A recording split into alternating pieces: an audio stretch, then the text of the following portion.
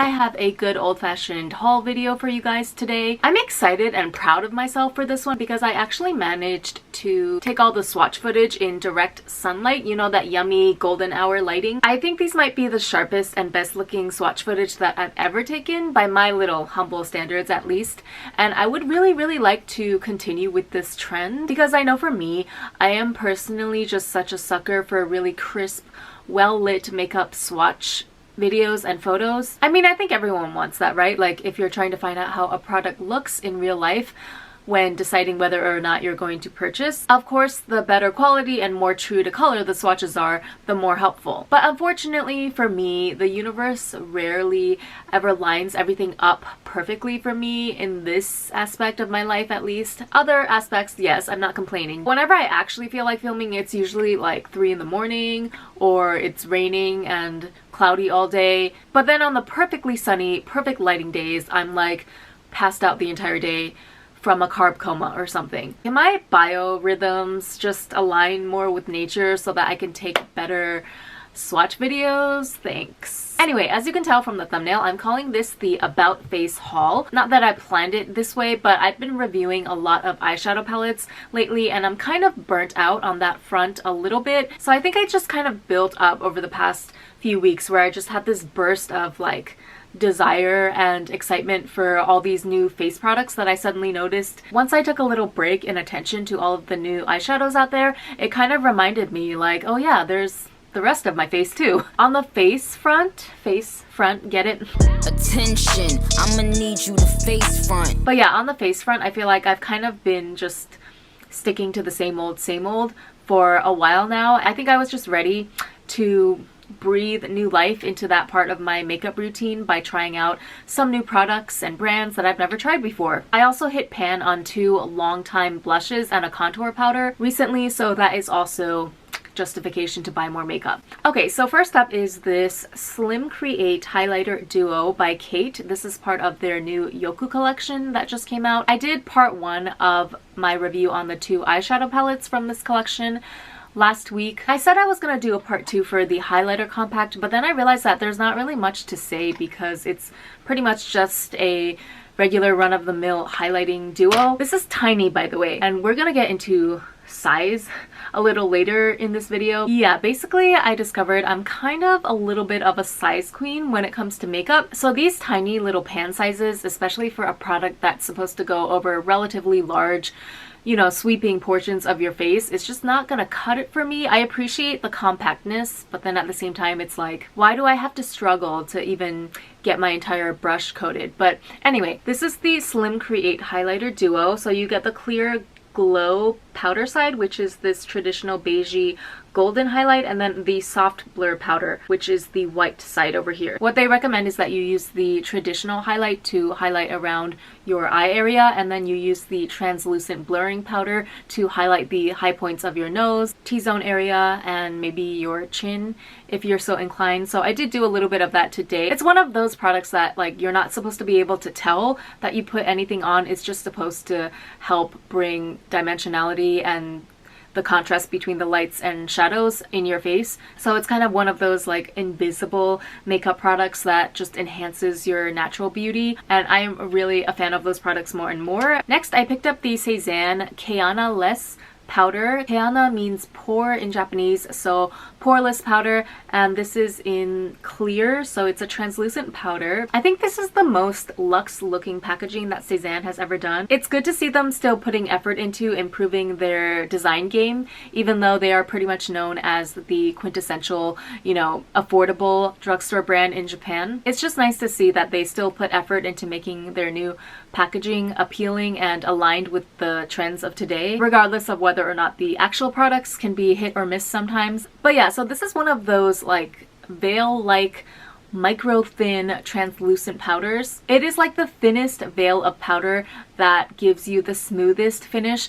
I love this type of powder. I prefer this over a traditional powdery face powder, you know, where you can actually feel the powder and the dryness on your skin. I prefer this type of powder all day, every day. It claims to last for up to 24 hours. You can clean it off with just soap and water.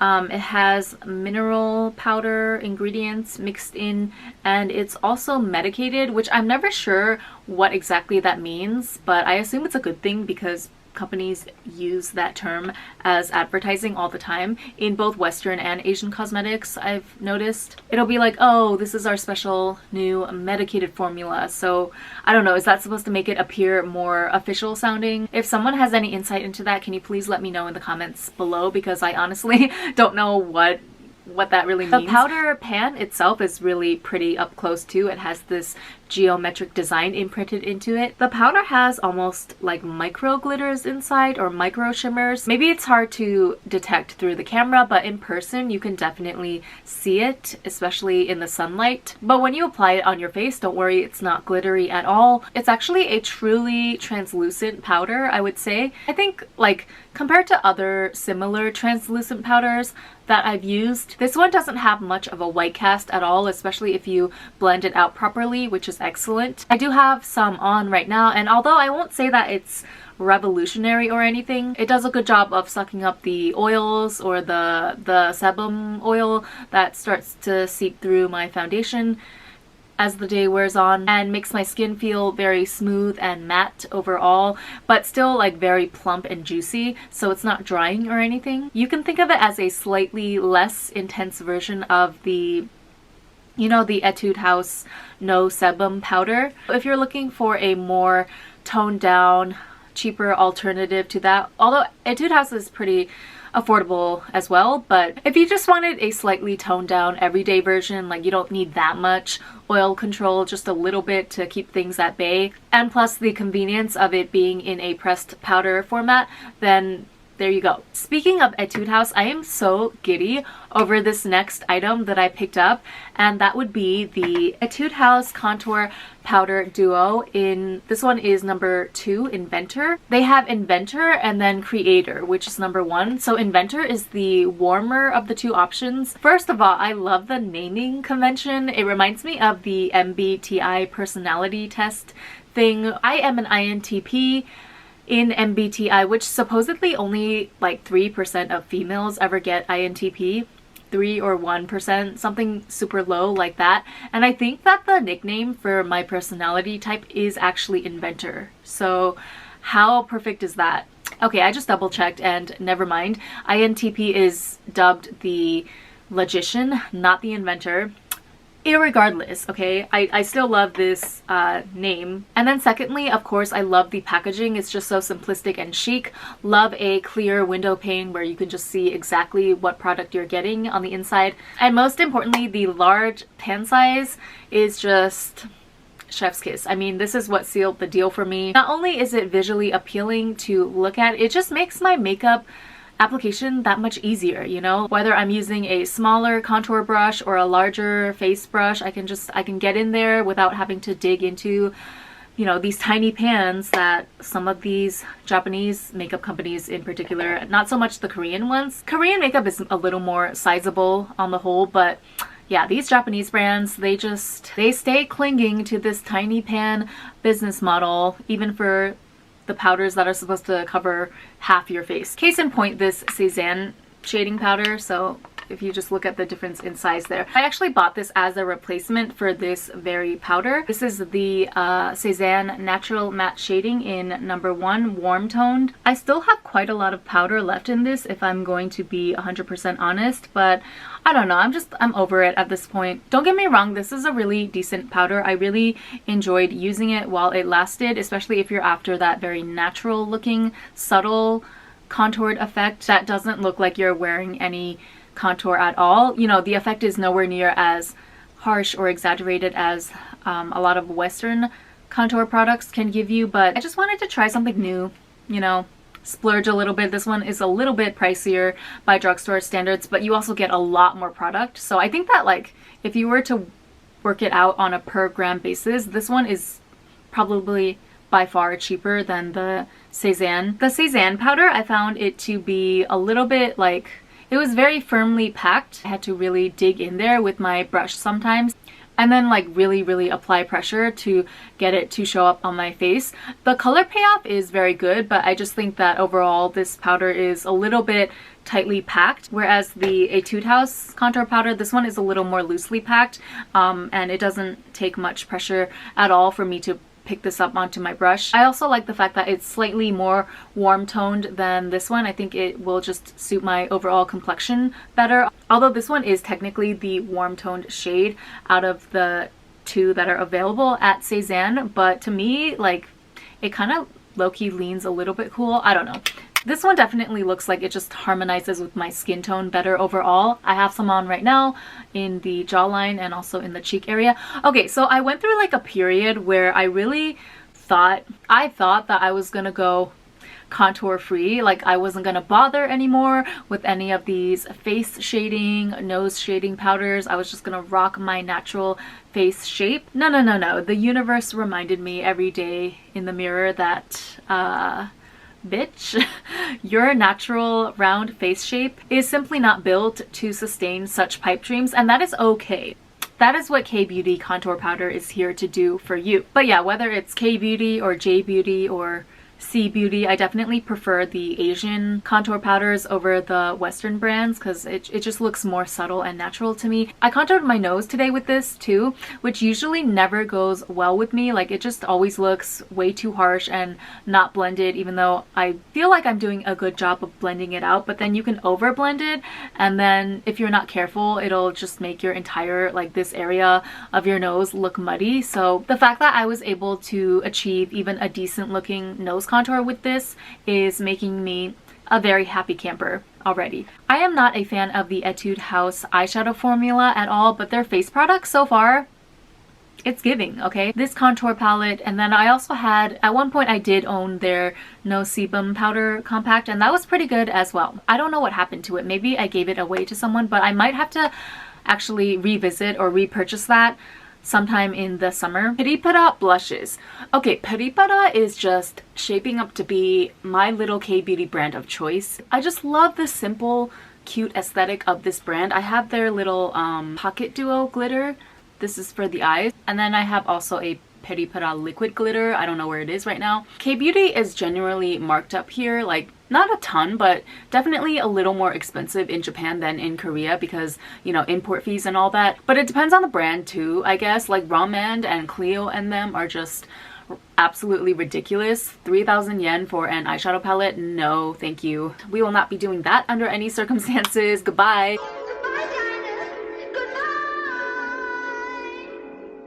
Well, okay, this Kate palette, the Kate Yoku palettes, these were 3,000 yen a piece, so maybe let me just not catch too much of an attitude. But this is like an elite art collaboration, okay? It's different. Apparently not elite enough for them to include a mirror in the compact though. I know I said in my eyeshadow review video that I didn't mind the lack of mirror because I support like sustainability for the environment and blah blah, but the more I think about it, the more I get just a little bit annoyed because like what am I supposed to do without a mirror? Especially if I want to bring this around with me in my makeup bag and I want to touch up my makeup outside somewhere where there's not a mirror readily available. Everyone is pissed about this, by the way. Like everyone online who is talking about the Yoku collection is upset with Kate for this bizarre decision to not include a mirror in what would have otherwise been a perfect product. That's the real tea. Anyway, I got not one, not two, but three of the Pure Blushed Sunshine Cheeks. That's an awkward name. I think the packaging for these are just so cute and simple. The clear plastic container is actually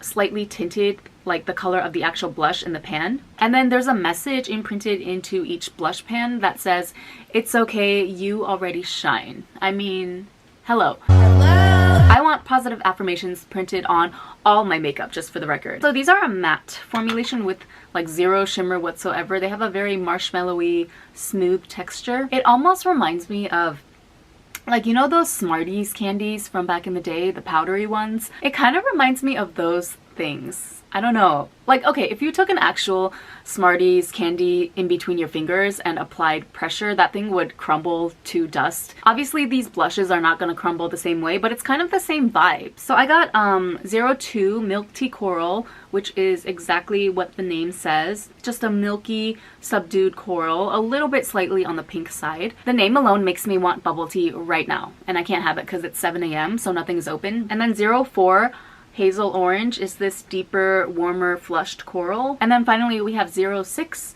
Morning Blush, which is this really, really, really light Pepto-Bismol pink. This was the first color that I saw in the store, and I don't know why, it just like mesmerized me. I immediately just knew that if I ever was in the mood for a really artificial looking porcelain doll type of blush, I gotta have this on hand. This is the lightest pink blush that I own at the moment. It's almost like too light to even function as a normal blush. It almost veers into highlighter territory, but nevertheless I am obsessed with it and I'm going to make it work no matter what. I think I'm just really obsessed with baby pink and baby blue because it reminds me of the 2000s, early 2000s. I have some of this on right now, but it's interesting because I tried to layer some of this milk tea coral on top just because I felt like I needed a little more color for the camera. But interestingly enough, if you can see, the milk tea coral did not want to stick on top of that initial layer of the Pepto-Bismol pink. Like you can see it on the edges here, right? But the center of my cheeks is still this really, really light pink color, no matter how many times I went over with milk tea coral. So that tells me that this formula is maybe not built for necessarily mixing shades or layering shades on top of one another. It's pigmented and buildable to a certain extent, but I feel like whatever shade you lay down first, especially if it's on top of fresh foundation, once that sets, you're pretty much stuck with that color. Next, I picked up the Luminizing Powder from and B, Yusuke Kawakita's line. So I got both. This one is called Nude Glow, which is more of a traditional beigey gold color, and then this one is Rose Glow, which has more of a metallic pink tint. These were really pricey. I mean, this brand in general and B, these were 2,400 yen a pop, but considering the quality, I do think that they are worth every yen. I couldn't decide, so I just got both. I remember standing in the store trying to force myself to pick only one, and like I did the same thing with the peripera blushes as well, trying to narrow it down to just 1 or 2 shades max, because you know, I really don't need any of these things. I already have highlighters and a lot of blushes in my collection. But then I was like, wait a minute, no. I am a girl who likes variety and options. I'm a little bougie, a little ratchet, you should all know. Little bit of ratchet, little bougie, you should all know. What is the point of denying myself when I want more color variations? I literally just bought the same shirt on Shein too in, I think it was 4 or 5 color variations, which I know that's crazy, but they had a million color combos, okay? Like I couldn't decide. I fell in love with the design of the shirt on first glance, so I just had to get all the colors and I don't feel bad about it, okay? Tell me if you can relate to this. When I was little, my mom would, like, whenever there was the same product in 2 or more colors, she would always make me choose only one. Like, she told me straight up, I'm only buying one for you, which I'm sure came from a well-intentioned place of not wanting me to be spoiled and also just teaching me to be more decisive about things. Well, I am sorry to say, Mom, but your tactic was completely ineffective. Completely ineffective. The second I started to earn my own money, that logic went completely out the window, did not stick at all. I'm the queen of buying things in multiple colors, sometimes unnecessarily so. Yes, I will admit this. I mean, look at what I'm doing right now with my makeup review videos on YouTube. I think that alone says a lot. And clothes too, like, oh my god, I am the hugest offender when it comes to makeup and clothes. And food too, yeah. Like if I'm interested in 2 bubble tea flavors, why would I just get one when I can get both? I'm gonna finish both of them eventually anyway, so what does it matter at the end of the day? Anyway, back to the highlighters. So this is more of a traditional, I guess you could say Western style highlighter. It's not the most blinding, but when you apply it to your face, it does leave that solid, almost solid stripe of highlight. And then even when you blend it out, it still remains pretty opaque and visible. Almost gives you that kind of fake, sweaty, dewy look in a good way. If I were to compare this to a cheaper